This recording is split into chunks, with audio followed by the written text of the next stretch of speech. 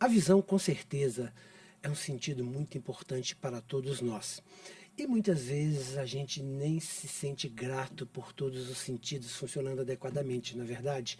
Então, para você que está nos assistindo hoje, para você que está nos ouvindo nesse programa, nesse bate-papo especial, nós vamos entender melhor como que é o cotidiano do cego, mas do cego principalmente da interferência desse processo na questão da educação. A gente vai conversar com o Flávio. E o Flávio é professor de história, né? Formou-se por licenciatura em história, além de outras formações que nós vamos conversar já já. Mas para entender melhor, Flávio, quando você se formou em licenciatura e foi para a sala de aula, né? Como uma pessoa que é cega, como é que foi o processo para você, o inicial e depois como é que você foi lidando com isso, né, à medida que você foi amadurecendo nesse processo? Bom, o início da minha carreira docente se deu com um professor substituto lá no Instituto São Rafael, né, o professor de História no ensino fundamental. O professor de História tinha saído, né, se licenciou, e eu fiquei 3 meses, né, então, substituindo ele. Foi interessante porque ali os alunos todos eram cegos e isso era um universo bastante familiar, né, para mim. Saindo dali, como eu disse, foram 3 meses, eu fiz um concurso na Universidade Federal de Minas Gerais, na UFMG, também para uma vaga de professor substituto no departamento de História, onde eu me formei. E essa vaga era para lecionar na Escola de Belas Artes, na Faculdade de Belas Artes, e na Escola de Música. As disciplinas que eu daria eram História da Arte e Estética e Cultura Brasileira. Então foi até muito interessante, né, a minha carreira docente, de fato, né, começou já então na Universidade Federal, né, na Escola de Belas Artes. Por que eu digo de fato? Uma vez que eu falei que o Instituto São Rafael, né, foi lá a primeira vez que eu pisei na sala de aula, porque ali no São Rafael foi uma substituição de apenas 3 meses. E agora na Universidade Federal, a partir de então, foi uma experiência mais longa, né, de um ano e meio. E foi muito interessante porque a disciplina que eu daria, como eu falei, na Escola de Belas Artes, para estudantes de arte, né, era a história da arte. E trabalhei com arte moderna, do barroco ao século XIX, né, do barroco ao impressionismo. Então, era uma disciplina onde eu trabalharia justamente com imagens. E foi uma experiência muito interessante, porque quando eu cheguei na sala de aula, na primeira vez eu estava super nervoso, né?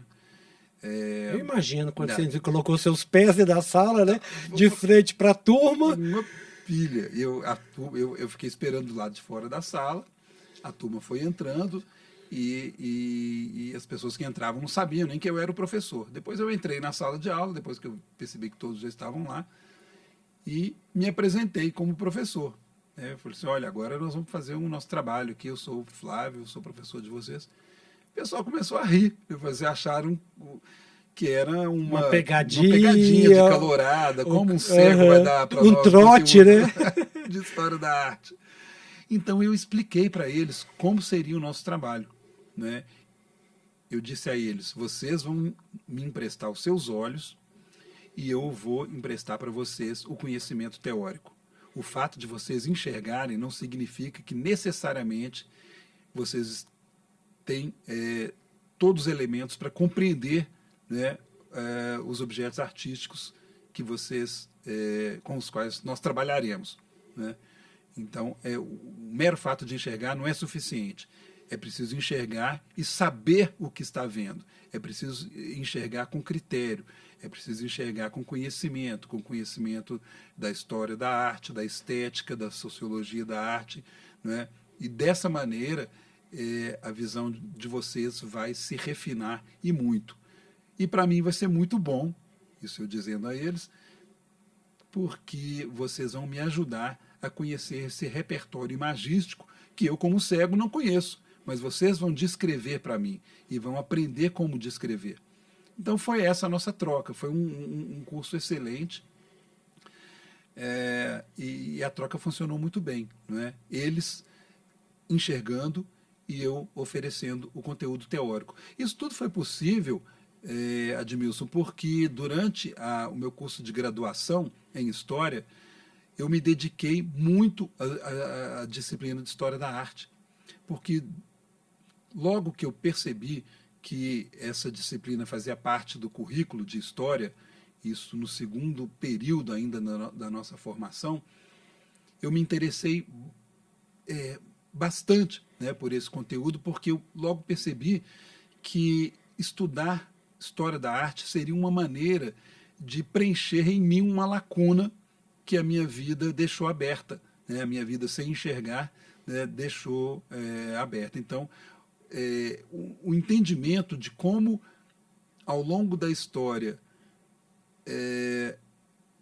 os homens e as mulheres, né, a humanidade,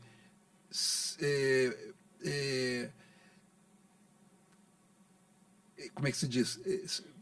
Descreveu, né, a realidade, né, por meio da arte, foi uma forma de eu entender, então, como que esse mundo se organizava visualmente. Isso foi muito interessante, né, durante esse um ano e meio em que eu trabalhei. Você ficou cerca de 3 semestres, então, 3 períodos. Foi aproximadamente isso. Porque eu tive, na verdade, foram 2 semestres na UFMG e mais 2 semestres na UENG. Né? Eu saí da UFMG e fui para a UENG, né, lecionar esses conteúdos na escola de música da UENG, né, na formação do pessoal que estava estudando. Bom, você trabalhou teoricamente com um público mais jovem, né? Teoricamente, que eu digo assim, em termos de amadurecimento, né? Porque pode ser, ter sempre os que não estão bem ali, né? Quais foram os principais desafios, Flávio, como professor cego dando aula? Eu não sei se você teve algum aluno cego também, nesse período. Na UENG, sim. Na UENG eu tive 2 alunos cegos. Entendi. Então conta pra gente primeiro, como é que foi esse desafio, né, como professor cego para uma turma, digamos, entre aspas, né, entre aspas não, de alunos que realmente enxergavam, e depois um pouco essa experiência com a sua turma geral dos alunos que enxergavam e com esses 2 que eram cegos. Foi uma experiência bem interessante, né? Assim, nós estamos falando, Admilson, nós estamos agora em 2023, né? Sim. E, como eu estou dizendo, foi o início da minha carreira docente, então isso aí foi em 96 ou 97, né? Quando muitas das soluções que nós temos hoje para a questão da leitura ainda não tinham sido criadas, né? Tecnológicas, as soluções tecnológicas. Hoje a gente tem, mais para diante podemos falar mais sobre isso, a possibilidade de ler, né, tudo que quiser, né? Então, hoje em dia, a questão da leitura, que sempre foi um fator de dificuldade para as pessoas cegas, hoje está praticamente resolvida, né? Hoje eu leio tudo que eu bem entender, né, nesse sentido. Sim. Naquela ocasião, não. Então, uma das dificuldades que você me pergunta foi obter o material, né, das disciplinas. Então, eu tinha os livros de História da Arte, eu tinha que pedir que alguém gravasse para mim, né, em fita cassete. Não sei se os nossos ouvintes ainda sabem. Sim, gravar. É como se fosse um áudio, né? É um áudio, né? Estão fazendo a piada aqui, né? Isso. Porque, né, as pessoas liam e gravavam para você o conteúdo, é isso? Estava escrito, para você ouvir. Estou fazendo a piada com a fita cassete, que é algo totalmente superado hoje, né? Mas eu precisava, tinha isso. Então, as leituras gravadas. Então, essa era uma coisa. A outra. Então, enfim, uma das dificuldades era a questão do material, né, do material pedagógico. As imagens, por exemplo, com as quais eu trabalhava muito com slides. Né, a gente tinha na biblioteca da faculdade um acervo de slides de todos os períodos da história da arte, e eu tinha que trabalhar com alguns, mas esses acervos eles não eram etiquetados em braille, não tinha nada disso. Então eu tinha uma necessidade de me organizar, né, de saber o que eu ia passar em cada momento e tudo. Então eu sempre precisei contar com alguém, com um auxiliar, né, não dentro da sala de aula, mas na preparação das aulas, um estagiário, uma pessoa que me ajudasse, né, a organizar esse material.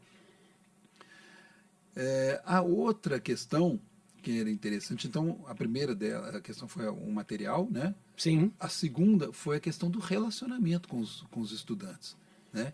E a questão do relacionamento é uma questão muito interessante, porque ela perpassa pelo relacionamento pedagógico, mas também humano. Então, como que os alunos reagiam ao fato de ter um professor cego?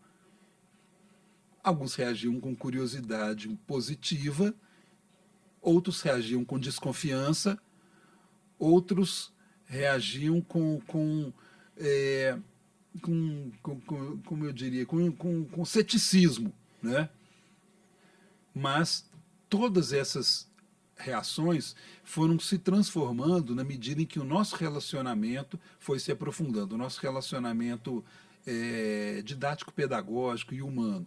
Então, ao longo do curso. Então, a gente foi se conhecendo um pouco mais, né? Então, Então essas barreiras foram essas barreiras ultrapassadas, foram sendo superadas. superadas. Você diria que então o principal desafio era a própria preparação do material que você usaria em sala de aula, ou né, das questões pedagógicas ou materiais didáticos que você usaria, e também o relacionamento inicial, né, com essa surpresa e impacto, às vezes, inicial dos alunos. Exatamente, exatamente. Posteriormente, foi tranquilo. Você sentia, você percebia alguma coisa em termos de preconceito pelo fato de você ser um professor cego? Eu procurava não pensar muito nisso, né? Eu não estava muito focado nessa. Mas você não Não, sentiu nem não percebeu isso? sentia muito isso, não. Não sentia exatamente isso, não. Até mesmo no convívio com os outros professores também? Tranquilo em relação a essa Bom, questão? já com os outros professores, né? Eu era um professor de fora da Escola de Belas Artes. Eu vinha do departamento de História então eu era já um professor que não fazia parte daquela comunidade ali. Sim. Né? Porque a disciplina de História da Arte, na ocasião, não sei como é hoje, era oferecida pelo departamento de História, lá na UFMG. Então eu vinha um professor de fora do ciclo de professores da Belas Artes. Então, com isso eu não tinha muito relacionamento cotidiano com os meus colegas da Belas Artes. Mas o relacionamento que eu tinha, eu era bem recebido. Não tive nenhuma rejeição, nenhuma manifestação de rejeição, mas nem tampouco também de um super acolhimento, não. Eu tive um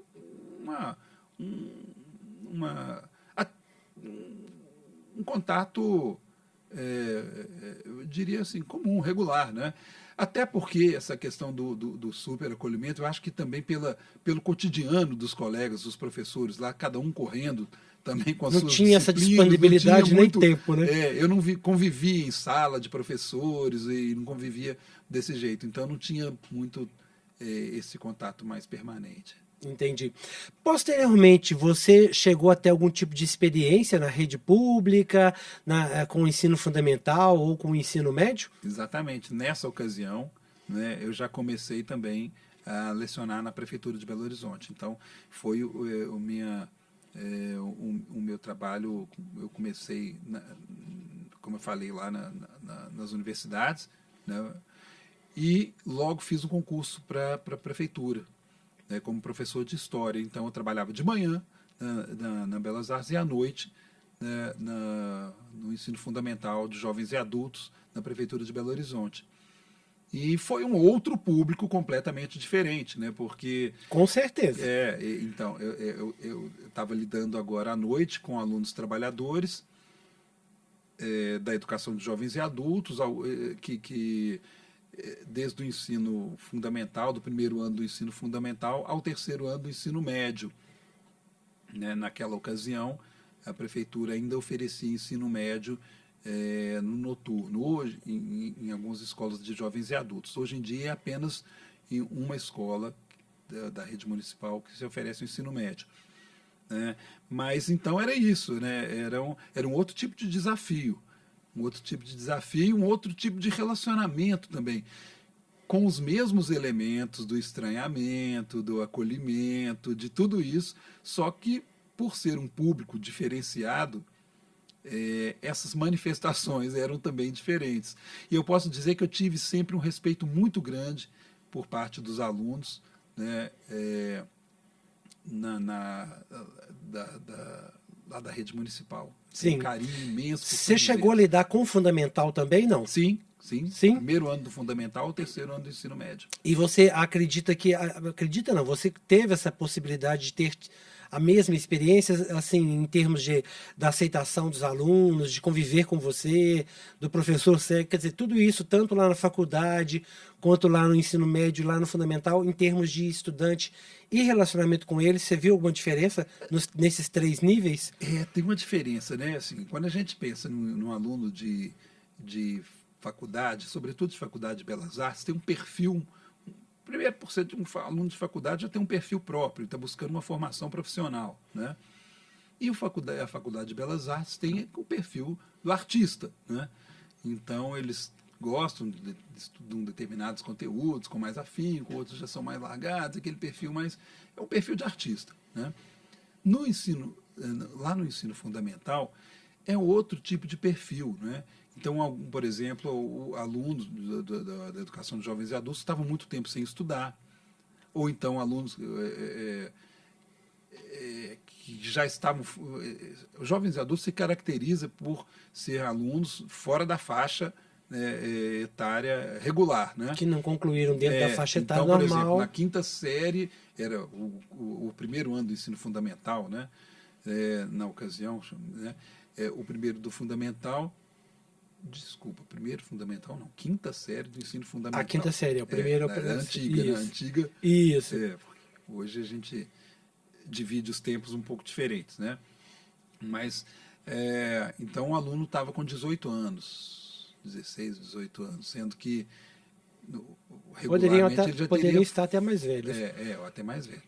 Então, assim, eles tinham muita questão de disciplina, por exemplo. Alunos muito, nas primeiras séries, muito indisciplinados, não tinham muito hábitos de escola, não tinham muito isso, não tinham, às vezes, agressivos entre si, e até com professores e tudo.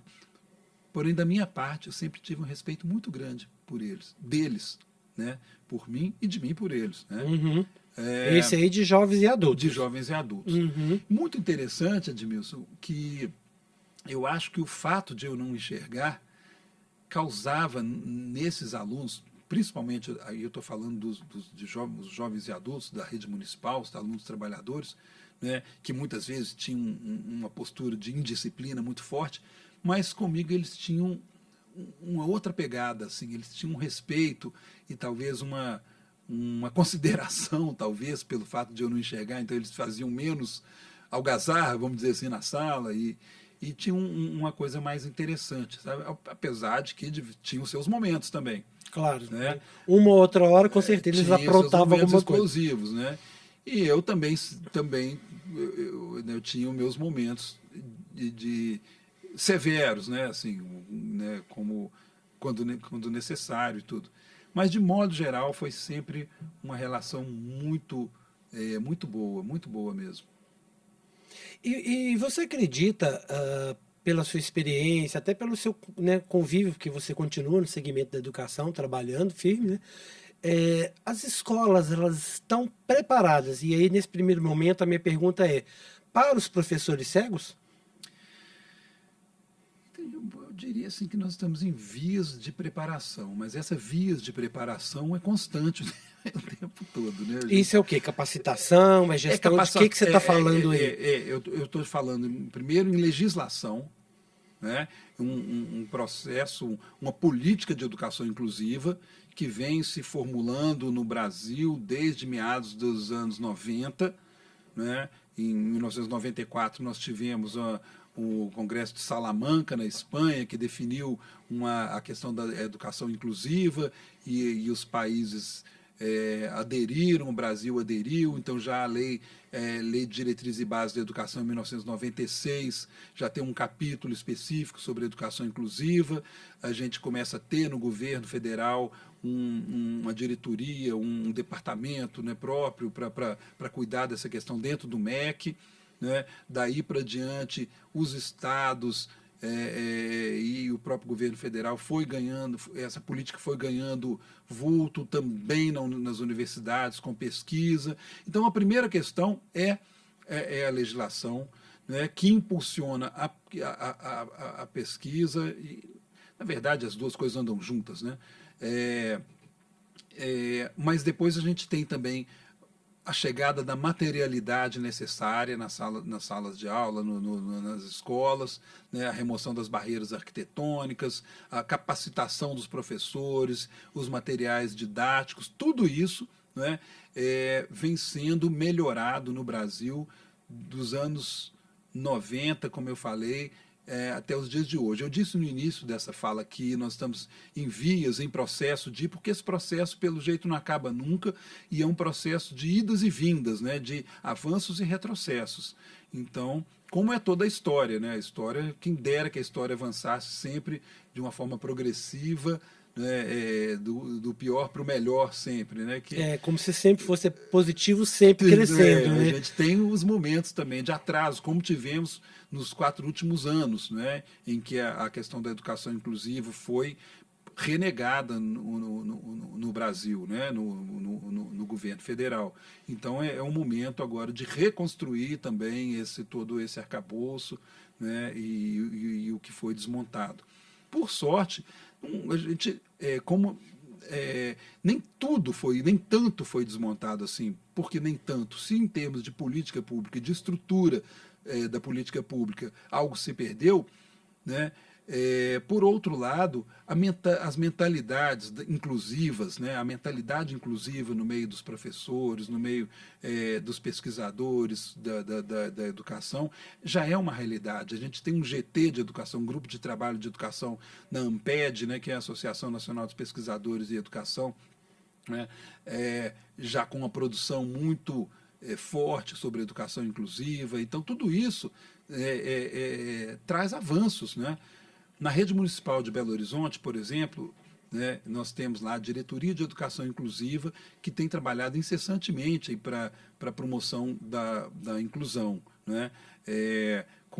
Porque é desafiador, né, Flávio? A gente está falando, igual quando você fala inclusão, mas, por exemplo, e a gente conversando com o Flávio, nós estamos falando de um dos aspectos ou uma das vertentes da inclusão, que é a questão da pessoa cega. Mas, enfim, tem surdo, vem uma série de questões aí por trás, né? Vertentes. Então, a inclusão não está falando só do cego. Aqui, por um acaso, a gente está discutindo, né, tendo a oportunidade de falar um pouco mais, né, as pessoas em casa, quem está nos ouvindo, quem está nos assistindo, de entender um pouco mais sobre a ótica, né, do cego. Né, de como que ele convive, dos percalços aí, das dificuldades, os desafios, né, como que, por exemplo, pessoas que têm a questão da cegueira podem chegar, sim, aonde elas quiserem chegar, né, estudando, né, quer sejam na faculdade, no mestrado, no doutorado, podem dar aula ou seguir outras profissões, né? E isso é interessante, a gente ter essa possibilidade de conhecer essas histórias e conhecer essas dificuldades, porque a gente sabe, como você está citando aí, que é claro que o desafio é grande, né? Ver a BNCC que trouxe uma mudança também para esse mundo aí, né, das pessoas que têm dificuldades, essa questão, né, da inclusão, né? E aí eu queria que você, aproveitando esse processo que você já está aí falando um pouco nele, a gente fala um pouco dos professores, né, do professor cego, de um pouco das dificuldades que eles têm nas escolas, né? Você citou aí algumas coisas que já podem ser mudadas, ou que algumas escolas ainda têm que mudar, né, para a questão da inclusão em si. Agora, pensando enquanto estudante, do ponto de vista do estudo, aí eu vou com você de trás para frente, né? Como é que você vê hoje para o estudante cego? Assim, quais são as dificuldades que ele ainda está enfrentando em sala de aula? O que, que precisa ser minorado para que ele tenha uma aprendizagem mais assertiva, mais eficiente?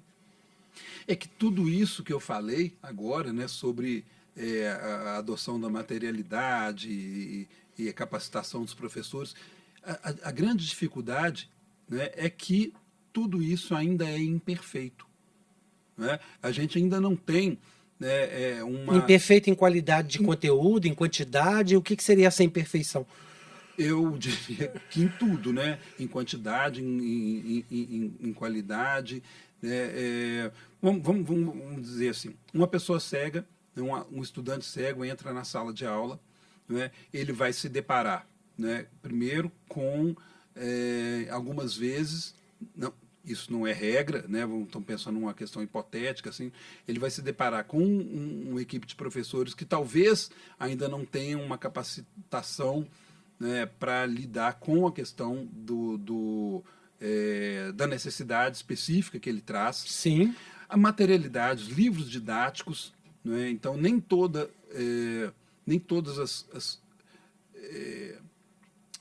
eu não quero falar em todas as escolas, porque como sou professor da rede municipal, e a rede municipal de Belo Horizonte tem um trabalho, né, voltado para essa questão, então eu quero dizer assim, no genérico. Usa em parte. No genérico, Uhum. né, de forma geral, assim, né,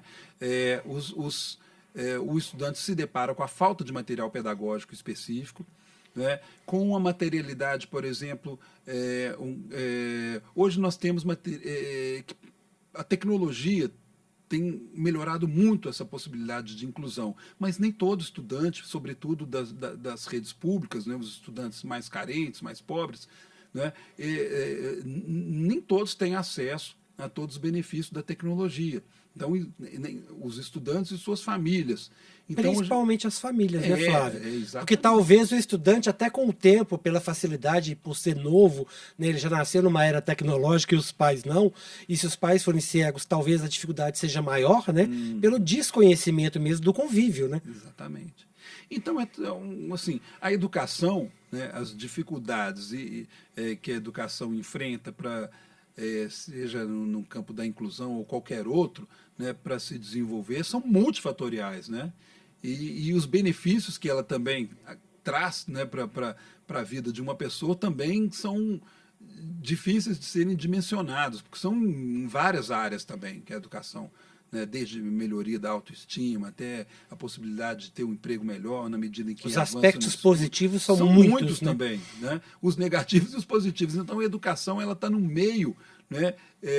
A educação é sempre um tema muito complexo de ser abordado, né? Não tem uma coisa só que faça com que as dificuldades no caso da inclusão aconteçam, né? São muitas as dificuldades, né? Desde a questão como a gente estava abordando agora, né? Da origem das famílias e por exemplo, cada família trata da sua pessoa com deficiência de um jeito próprio, né? Algumas dão mais liberdade, né? Outras vivem na superproteção, né? Isso tudo influencia o psicológico, a autoestima, enfim. É muita Independente coisa. da pessoa ser cega ou não, porque os pais que protegem demais qualquer tipo, né, de filho, né, vai ter um problema lá na frente, né? Porque a superproteção, por um lado, ela pode ter uns aspectos positivos, mas talvez tenha mais negativos de não deixar a pessoa, né, aprender a lidar com frustrações, né, ter que cair para levantar. E aí eu não falo só cair e tropeçar porque seria uma pessoa cega, mas cair no sentido figurado aí, né, de ter Exatamente. que lidar com problemas que ela vai ter que aprender a conviver com eles, né?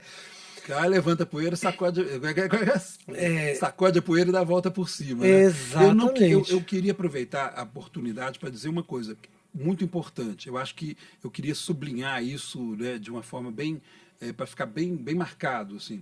A inclusão começa, na verdade, com o acolhimento, né? A inclusão é basicamente uma atitude, né? A atitude inclusiva. Não, assim, não adianta ter materiais pedagógicos apropriados, mobiliário apropriado, tudo isso, se o ambiente não for acolhedor. E ser acolhedor não depende apenas de capacitação de professores. Não é um curso que vai te ensinar a ser um professor acolhedor. Né? É um entendimento. Né? É um entendimento. É quase que um abraçar a educação como uma forma de transformar o mundo, não apenas como um emprego. Né? Isso eu falando diretamente para os professores. Não é o meu emprego ser professor, é a minha escolha de transformar o mundo através da mudança da mentalidade das pessoas. E isso é Né? incrível, porque não é só o conhecimento, você não está se referindo só ao conhecimento. Absolutamente Né? não. Porque quando você fala de acolhimento aí, você está abrindo um pouco, até apelando um pouco, apelando no bom sentido, assim, no sentido de falar para as pessoas, olha, a gente precisa humanizar também o ensino, né? Exatamente. Exatamente. Então, quando Paulo Freire fala, né, vamos prestar atenção na vivência dos alunos, né, na bagagem que o estudante traz, né, ele está falando disso. Vamos olhar para aquele ser humano. Né? Não adianta, quando a educação procura atender as necessidades individuais, de fazer uma avaliação mais individualizada dos estudantes, é isso que está sendo falado. Né? A gente perceber, né, esse estudante na sua humanidade. E a sua humanidade significa a sua diversidade. Né? Porque cada um de nós é diferente. Né? Nós temos algo que nos une de uma forma intrínseca, né? Que é o fato de sermos humanos, né? O fato de sermos formados pelos mesmos átomos e moléculas que vieram lá das estrelas. Né? Então nós somos, assim, na Viver verdade, em grupo, né? Conviver em grupo, em comunidade. Nós somos uma família humana, né? A família humana é uma coisa só. Né? E isso nos une. Agora, nós temos as nossas diversidades, as nossas diferenças também. Então nós somos iguais e somos diferentes ao mesmo tempo. E essas diferenças são, no meu entendimento, a maior riqueza que a humanidade tem. Então a gente perceber e acolher e desejar essa diferença é extremamente fundamental. E que diferença que eu estou falando? Estou falando que algumas pessoas têm um tipo de deficiência, uns são cegos, outros são surdos, outros são uma deficiência intelectual, outros têm autismo, outros têm deficiência física, mas ao mesmo tempo nós somos também, tem raças e etnias diferentes, um é preto, outro é branco, outro é indígena, né, asiático, a gente tem extrações religiosas, né, assim, entendimentos religiosos, né, diferenciados, a gente tem orientações sexuais diversas, nacionalidades, então é até difícil, idades diferentes, é até difícil, eu ficaria enumerando diversidade. É a diversidade. Né? E é essa diversidade que é a nossa maior riqueza, e a gente precisa, portanto, enquanto educadores, enquanto sociedade, enquanto indivíduo, saber, né, acolher e não só aceitar essa diversidade, porque eu acho essa palavra, né, tolerar e aceitar, eu acho algo restritivo e soberbo, né, mas pelo contrário, a gente precisa desejar, querer essa diferença, né, para o nosso próprio bem, para a nossa própria riqueza, né, humana. E dentro disso que você está falando, já puxando um pouco essa linha, e você lembrou há pouco, né, citou há pouco a questão da tecnologia. Para a gente fechar esse assunto, como que a tecnologia, né, nos últimos tempos, vamos dizer assim, ajudou a reverter esse processo, ou está contribuindo para minorar ou melhorar o processo de quem é cego em relação à aprendizagem? Para nós cegos, né, a tecnologia veio salvar a pátria, eu vou chamar assim no popular, né? Porque a tecnologia ela resolveu, né, um dos maiores problemas, na minha opinião, se não o maior deles, que era a dificuldade de acesso ao conhecimento, à leitura. Eu, como uma pessoa que desde da infância me interessei pela leitura e pela escrita, né, eu fiquei impedido, e eu estou falando, desculpa trazer a coisa para o lado para o pessoal, mas dando o meu exemplo, eu estou falando de todo um segmento, né? Então as pessoas cegas ficaram, de certa forma, afastadas, impedidas de ter acesso a esse bem cultural tão fundamental, tão precioso, né, que é a leitura. Né? E a tecnologia veio hoje melhorar tudo isso.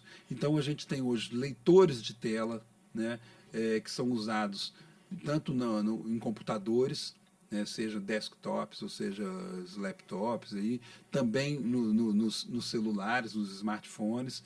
Né? Então, esses leitores de tela possibilitam que as pessoas cegas possam utilizar, por exemplo, um equipamento, um celular, como qualquer outra pessoa utiliza, né? Um computador da mesma maneira. Isso abre um universo muito grande. Né? Hoje existem cegos, né, que são verdadeiros especialistas e que trabalham na área de tecnologia, de gente trabalhando no Google, trabalhando na Apple, trabalhando nessas grandes empresas de tecnologia, que são cegos, que estão trabalhando com desenvolvimento de softwares, com desenvolvimento de plataformas, com tudo isso, com trabalhos altamente sofisticados. Não é o meu caso, eu sou um usuário mediano, mas eu quero dizer isso, que a tecnologia veio... Se antes vocês tinham algumas profissões que tinham aí impeditivos, com a tecnologia praticamente a maior parte caiu. Esse impedimento acabou. E dizer sobre isso é muito importante para que as pessoas, de modo geral, e especialmente os empregadores, né, entendam que essa limitação dos cegos não existe mais. Então, um cego pode trabalhar na frente de um computador como qualquer outra pessoa. Sim, não é? E dependendo da função, executando tão bem quanto, ou às vezes até melhor. Né? Porque você tem competência de cada um. Sim, né? porque também os sentidos também estão muito mais aguçados, dependendo do que a pessoa vai fazer, né? E entrando um pouco no seu pessoal, né, na sua história, você não foi sempre cego. Né? Você teve uma parte em que você conseguiu estudar ainda, digamos, enxergando com uma baixa visão, né? E você pode explicar melhor para a gente. E depois, como é que foi esse processo quando você já não tinha mais a questão de usar a visão em si? Né? Você teve dificuldades? Quais foram os desafios que você enfrentou? Tá, eu nasci com glaucoma. Né? Glaucoma, para quem não sabe, é uma doença ocular que se caracteriza pela pressão elevada no globo ocular, né? E é o maior, se não o maior, segundo maior, a maior, né, causa de cegueira no mundo inteiro. Então, eu nasci com glaucoma. E logo no início, nos primeiros meses de vida, fiz algumas cirurgias que estabilizaram a minha visão. E eu vivi, então, até o meados da adolescência, com uma visão mediana. Assim, eu fui alfabetizado no sistema comum, né? Eu desenhava, eu tinha até uma boa habilidade para desenhar. As brincadeiras que eu fiz foram sempre as brincadeiras de todas as crianças. Andei de bicicleta, de skate, de patins, de tudo. Né? Você teve uma infância normal, vamos dizer entre aspas. Uma infância normal, com umas pequenas dificuldades que meus amiguinhos e amiguinhas, né, às vezes, nem percebiam que eu tinha alguma deficiência. Mas eu sempre soube que eu tinha glaucoma e que, eventualmente, iria perder a visão. E isso é uma coisa que a sua família te preparava para isso, ou não? Isso não era escondido de você? Não, eu tinha que ir ao médico com frequência. Né? Você lidava com essa questão? Isso era parte da minha vida. Né? Então, uma vez por mês, ou uma vez a cada 2 meses, eu tinha que ir ao oftalmologista, eu pingava colírio 3 vezes, né, por dia. Então, assim, isso não era que alguém tinha que me dizer, não, eu sabia, né? Não sei como que eu sabia, que momento que eu soube, mas eu sempre soube, né? Isso nunca foi um tabu, nunca foi enfim, era parte da minha vida. E então assim, a minha maior dificuldade era a leitura. Né? Então eu tinha uma dificuldade grande porque as letras eram, eu tinha que ler com o nariz colado assim no livro, né? Para ter uma nitidez maior, né? Eu usava óculos grossos e tudo, e eu tinha que ler assim, muito de pertinho. Sim. E quando chegou em meados... E para escrever também, né? Eu escrevia, minha letra não era meio ruinzinha, porque eu não enxergava direito a pauta. Sim, né? Para escrever no caderno, colorir e tal, você não tinha mesmo chegando um desenvoltura. momento em que minha mãe tinha que e riscar a pauta, pegava uma régua e riscava a pauta para ela ficar mais contrastante, né, no papel para eu Sim. poder enxergar. E chegou uma época que eu nem isso eu já conseguia fazer mais. Então, com 14, 15 anos, eu tive que aprender o braille. E, e é muito interessante porque nessa ocasião eu queria aprender música também, né? Eu era fascinado por música. Então eu fui levado a um professor de música, de violão, que quando eu cheguei na casa dele para estudar violão, e eu não queria, eu tinha algumas restrições, eu tinha talvez um preconceito de adolescente, né? Para aprender o braille, eu tinha temores, né? Porque era mais ou menos dar a mão palmatória, né? De que eu estava ficando cego. Isso era Admitir coisas que talvez você não queria ainda, não na quisesse adolescência, conviver. 14, 15 anos. Sim, Né? já é uma fase difícil por si só. E esse professor, então, né, de música, quando eu cheguei na casa dele, era um professor, e eu fui conhecer, era um professor cego. Né? Era um professor de violão, chamava Walter Alves, um grande professor, que foi professor do Instituto São Rafael. Ele tem uma história muito bonita na música. E ele que me ensinou, né? Ele que começou a me mostrar, né, que eu poderia aprender o braille, que seria interessante, seria importante para mim, ao mesmo tempo aprender música. Então foi nessa ocasião que eu fui frequentar o Instituto São Rafael, paralelamente à escola regular que eu frequentava. Então, de manhã eu ficava na escola regular, né, e à tarde eu ia para o Instituto São Rafael para aprender datilografia, né, para aprender música, né, que era o que eu queria mesmo, mas principalmente para aprender o braille e orientação e mobilidade, que é andar com bengala, saber se virar assim, com bengala e tudo. Então foi Ser independente, independentemente de ser cego. Exatamente. Exatamente. E, obviamente, claro, você deve ter aprendido tudo isso e, claro, se vira sozinho. Eu tenho uma vida muito independente hoje, assim. Né? Você anda pela cidade, enfim, você vai fazer cidade, Você veio para gravar sozinho. a nossa entrevista, por exemplo, sozinho. Não, eu viajo para o exterior sozinho, não sem Sim. problema nenhum. Eu viajo para qualquer lugar. Isso não é um tipo de empecilho para você. Não é. Isso é óbvio que existem as dificuldades, né? Mas que não são intransponíveis. Claro, uma hora ou outra você pode precisar de uma ajuda a mais, alguma coisa específica, né? E eu solicito sem problema nenhum. Uhum, quer dizer, isso não é um tipo de problema para você hoje, né? Não é. Eu queria, Flávio, que você falasse um pouco para os estudantes, né? Para o estudante que é cego, independente de ter nascido com a condição, ou para quem teve uma situação talvez um pouco parecida com a sua, explicando para ele mesmo, ou indicando, ou estimulando, né, que a questão da cegueira em si é o impeditivo, não é, aonde ele quer chegar, né? Você como um exemplo claro disso para os estudantes que são cegos. A primeira coisa, eu acho que obrigado por fazer essa pergunta, Edmilson. Obrigado por dar essa oportunidade, porque eu fui muito ajudado, né? Eu tive quem me ajudasse, né? Por exemplo, eu acabei de citar o professor Walter Alves, né? E na pessoa dele tem vários outros professores do Instituto São Rafael e de outros lugares que me deram essas orientações e poder passar isso para frente é muito importante. Então, a primeira coisa, eu acho que assim, um estudante, né, que esteja enfrentando dificuldades por conta da visão tem que pensar o seguinte: não precisa desistir de nada. Né? Não desistir dos seus sonhos, não desistir dos seus desejos, das suas vontades de realização. Né? Não desanimar porque as coisas são difíceis. Né? Então, eu acho que a gente precisa ter garra para buscar o que precisa,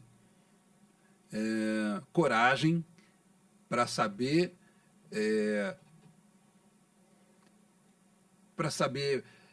correr atrás de tudo isso e muitas vezes entendendo que o que a gente quer alcançar está distante, né? E que as dificuldades são grandes, né? Ao mesmo tempo a gente também ter uma resiliência, né?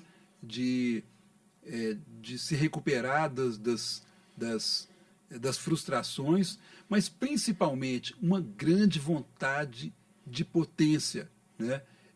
Eu estou usando essa expressão, é uma expressão de um filósofo alemão, do Nietzsche, né, que fala isso, né? Nós somos movidos pela nossa vontade de potência. Vontade de potência é isso, querer ir para frente, querer conquistar, né? Querer fazer as coisas. E quando a gente fala conquistar, não tem que ser coisas grandiosas, não, né? Podem ser coisas grandiosas, mas podem ser simplesmente aquilo que está no nosso próximo passo, aquilo que está na nossa frente.